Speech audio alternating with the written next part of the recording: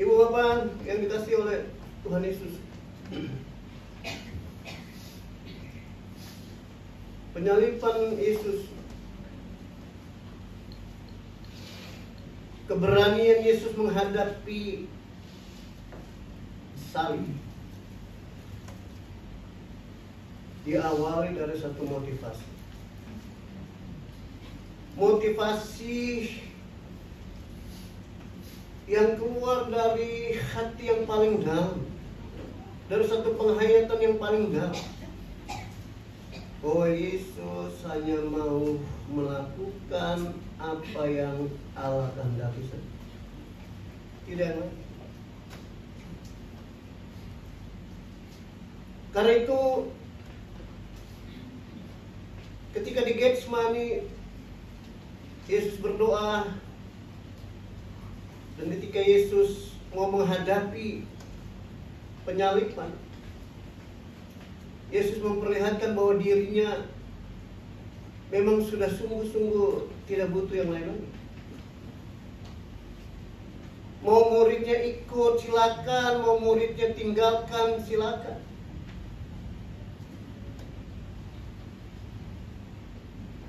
Dan motivasi untuk menegakkan kebenaran dan menegakkan apa yang Allah mau itu betul-betul dilakukan oleh Yesus.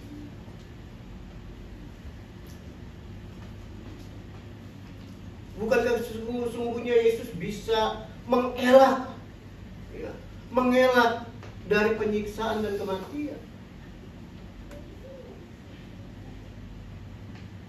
Kenapa? Karena dia adalah anak Bapa yang bisa mengatakan kepada Bapa, saya nggak mau.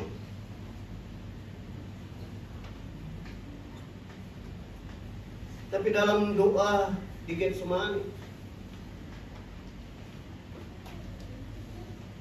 Yesus mengatakan kepada Bapa, ya kalau memang cawan ini harus kuambil, biarlah itu menjadi kehendak Bapa. Yesus tahu sakit yang akan dialami. Yesus tahu penyiksaan yang akan dialami. Penyiksaan yang berat. Bukan sekedar penyiksaan yang dilakukan oleh penjahat yang terberat pada saat itu. Karena penjahat terberat pada saat itu hanya sekedar orang yang jahat secara pidana. Tapi dalam konteks Yesus itu bukan sekedar maling, bukan sekedar penjahat, bukan sekedar pelawan kaisar, tapi ada sesuatu yang lebih hebat lagi. Ada persekongkolan antara agama dan politik. Itu yang dalam ibadah apa itu? Lupa sih. RT ya, saya katakan itu. Kalau agama dan politik bersatu, maka yang akan terjadi adalah kehancuran. Kehancuran yang dahsyat. Kalau hanya sekedar politik masih bisa dikompromikan. Kalau sekedar pidana biasa masih bisa dikompromikan. Tapi kalau sudah antara politik dan agama, maka sulit untuk dikompromikan. Kenapa? Karena masing-masing membawa kekuasaan. Yang satu kekuasaan dunia, yang satu lagi kekuasaan di akhir. Kalau kita pakai bahasa saudara-saudari, dua kekuasaan yang begitu dahsyat bersatu lalu menghancurkan orang-orang yang ada di bawahnya. Sebab itu kalau udah soal pertikaian agama dan politik, susah dilerai. Dan kehancurannya kita bisa saksikan sendiri. Kematian menjadi sesuatu yang biasa.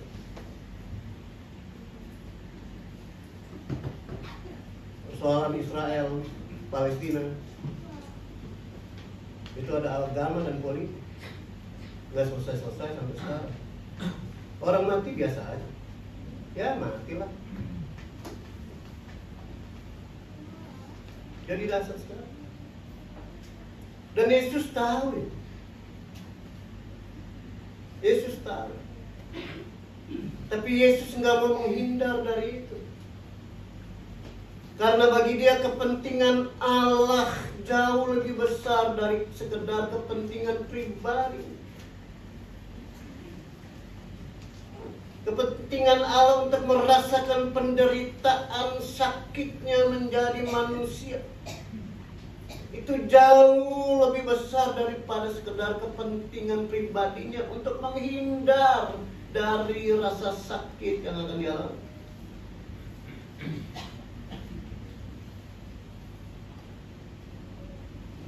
Oleh sebab itu Bapak yang dikasih oleh Tuhan Yesus,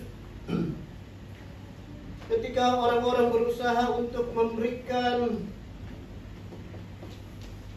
air anggur bercampur empedu, ketika Yesus mencoba meminumnya karena dia nggak tahu minum apa, ternyata yang dia rasakan adalah anggur dan empedu, Yesus menolak. Bisa saja Yesus minum supaya paling tidak menghilangkan rasa sakitnya, walaupun sedikit. Sakit, getir, penderitaan yang betul-betul tidak bisa dielakkan sama sekali, yang seringkali dialami oleh manusia.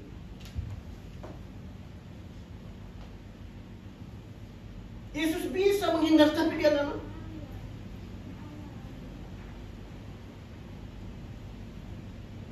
Bagi dia merasakan kegetiran, kesakitan, itu menjadi penting supaya wujud nyata cinta kasihnya, bukan kepura-puraan belaka.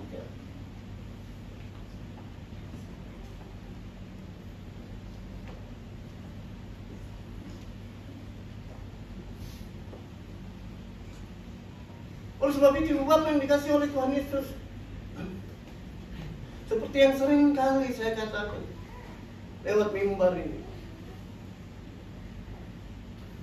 Allah kita itu Allah yang betul-betul merasakan penderitaan kita, merasakan hancurnya hati kita,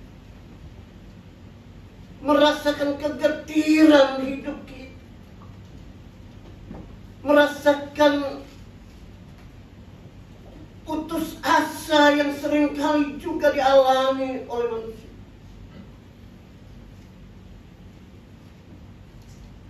Kalau kita tahu, dia tahu bukan sekedar ya tahu, bukan. Dia tahu karena dia merasakan.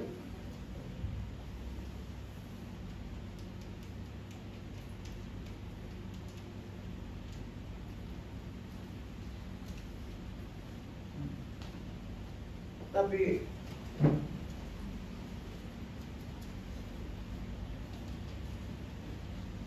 Yesus harus tegak berjalan. Kepentingan Bapa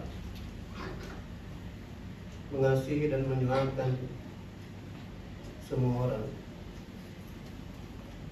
menjadi segala-galanya. Dan bahkan ketika di kayu salib, dalam bacaan kita dikatakan mereka membuang undi, membagi-bagi pakaian. Bagi-bagi pakaian itu, pakaian Yesus ada berapa lapis. Kita aja sekarang pakaian kan nggak berlapis-lapis. Paling pakai kaos dalam, pakai kemeja, pakai kaos. Yesus juga begitu. Kalau dibagi-bagi pakaian berarti telanjang Yesus. Dan itu mempermalukan sekali. Secara fisik hancur, secara mental harus dihancurkan. Bukan sekedar ditelanjangi, tapi dibagi-bagi dengan undian. Bayangin. Kalau kita ada undian kan bukan karena apa-apa ya, karena kita mau dapat apa gitu. Ini diundi supaya dapat. Dan itu menyakitkan sekali. Undian untuk kegirangan dipakai untuk mencemooh. Itu sekali lagi sakitnya itu, kalau kata siapa itu sakit, kata siapa sih? Hah? Siapa? Iya, Citata tuh ya. Iya. Sakitnya itu sampai di sini. Sakit banget.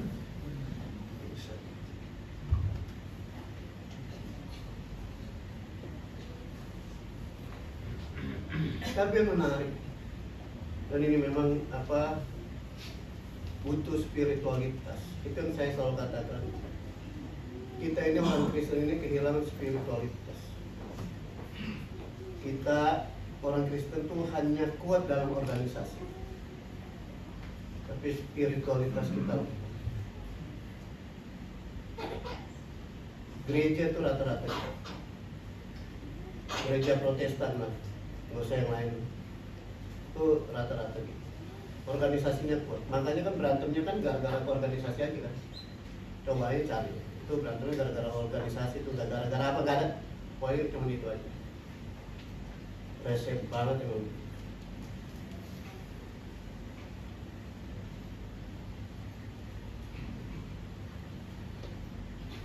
Tapi Yesus dan penulis kitab Matius pun tidak mau terjatuh pada rasa sakit. Dan penulis kitab Injil pada pasal 27 ayat 11, kalimat yang terakhir, wali negeri bertanya kepadanya, engkaukah raja orang Yahudi? Jawab Yesus, engkau sendiri mengatakannya. Jadi penulis kitab Injil mencoba untuk melihat penghinaan dan olok-olokan kepada Yesus sebagai kesempatan untuk memberitakan bahwa iya, Yesus adalah Raja. Wah, ya ibu bapak ini lihat ya, dalam situasi terpuruk, ya penulis kitab Injil mau mengubah, mau merubah, mau menjungkir balikan penghinaan menjadi satu pernyataan yang luar biasa. Iya, dia adalah Raja Yahudi. Ya. Jadi dia tidak ikut larut dalam penghinaan. Dia membalik logika penghinaan menjadi kesempatan untuk bersaksi. Ya, wah ini membutuhkan kedewasaan mental, kedewasaan spiritual. Ketika Yesus mau dibantu oleh Petrus, dan Petrus menebas, siapa itu? Prajurit. Kata Yesus, jangan kau sangka aku tidak bisa meminta bantuan bala surgawi dan tentara. Orang main pedang akan mati oleh pedang. Kita nggak usah ngebela Yesus. Yesus nggak butuh belaan.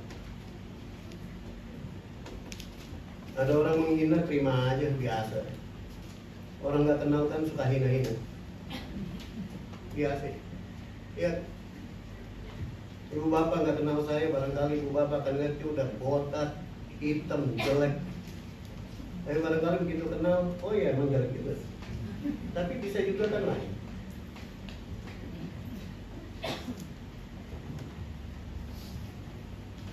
Oleh sebab itu ibu bapak yang dikasih oleh Tuhan Yesus, di tengah-tengah dunia yang lebih mencintai pertikaian, mari kita hadirkan perdamaian. Di tengah-tengah dunia yang mencintai kebencian, mari kita hadirkan cinta kasih.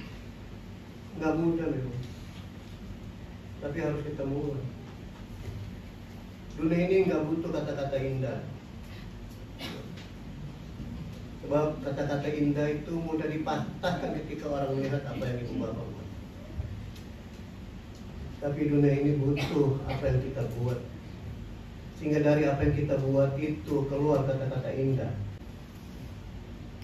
Tapi harus ingat bahwa roti dan anggur ini adalah simbol bahwa Yesus mau hidup dalam kebenaran Allah.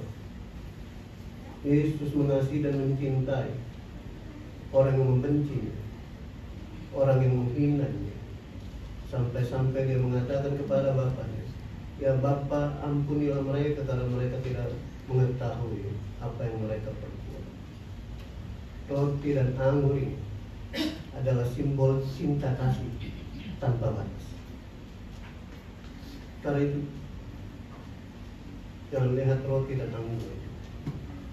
Tapi sebelum ibu bapak mengambil bagian dalam minum dan roti, minum anggur dan makan roti,